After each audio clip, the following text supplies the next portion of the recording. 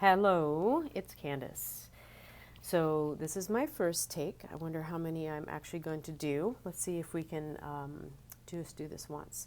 But I thought I would do a candid confessions of a Zoom fitness instructor or Zoom instructor, period, because I've been teaching third graders in college community and the yoga and Qigong classes.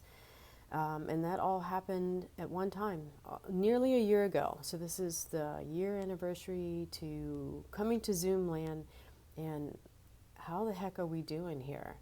So my brief history of before Zoom was finishing a Chinese medicine program, making a change in life, and taking board exams, waiting for the license. And in March, I took an artist residency down near the border of Mexico and Arizona while I waited for the license to come through. And then one day everything was open, and then everything was shut. And so immediately, because I couldn't teach classes in person, I went to Zoom.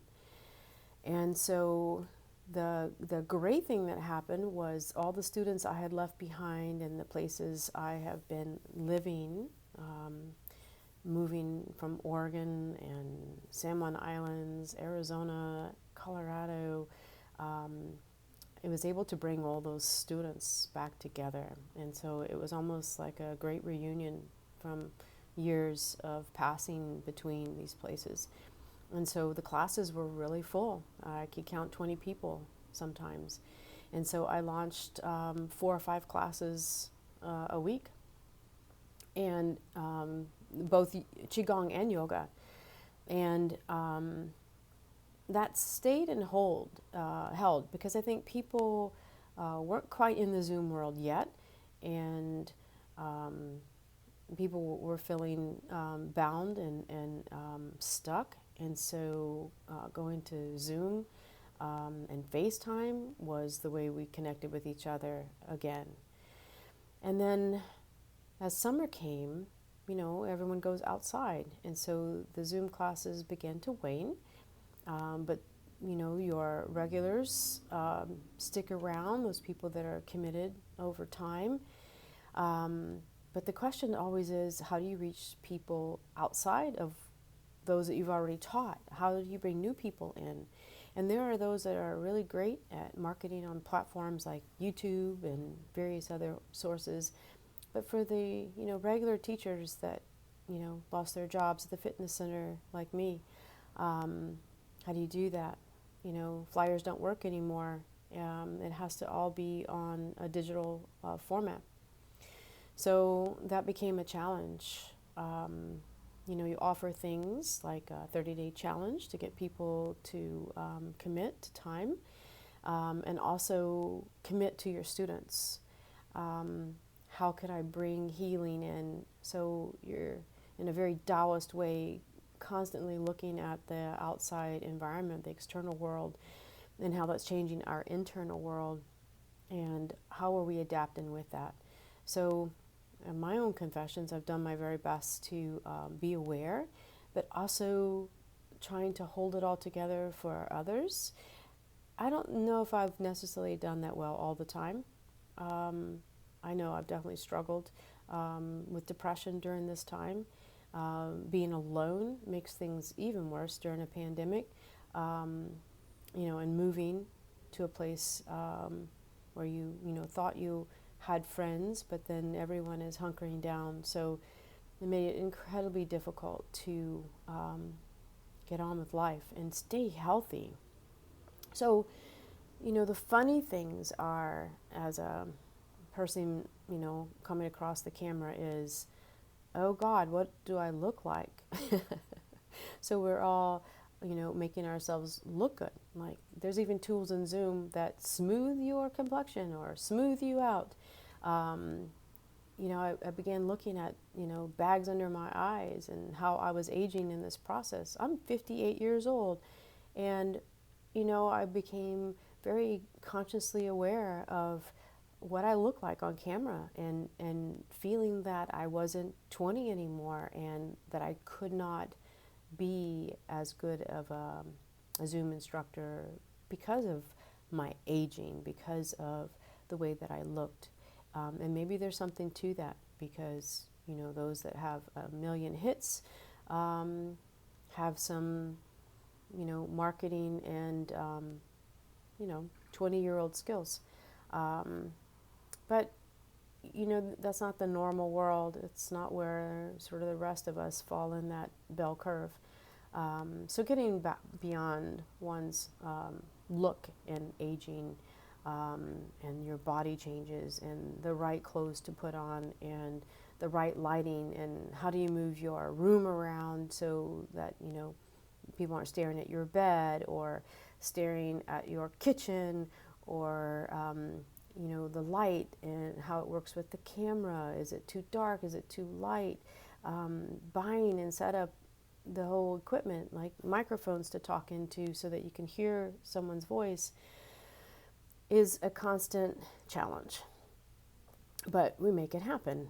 And then there's things in the external world that you cannot even begin to be able to control, like living on a street where there's sirens and there's dogs barking and there's the trash truck. And so you don't schedule your classes at 9 a.m. on Wednesdays, because that's when the trash truck and the leaf blowers are coming. So you have to be wise and look around, and it makes you very aware of your external and your internal world. I made myself a little list to make sure that I told you everything that I wanted to. I think the latest thing is that now we're a year in. You might find your classes waning. You might find people are going back outside again. It's nice weather, springtime. Even snow brings people outside, and that's what we need to be doing. So I hope in this greatest gift that we've all found nature more than we found being inside, that we have found connections in ways that we didn't imagine, that we've all saved a little money by not being able to spend money that we didn't have without jobs, that these apps and these programs have provided connection, like free stuff or community, hikes. I picked up a volunteer position at Mount Tabor, which is right nearby, and I began spending every day with the trees as my saving grace, and then bringing people through the tree medicine hikes. And by keeping distance in nature, that worked.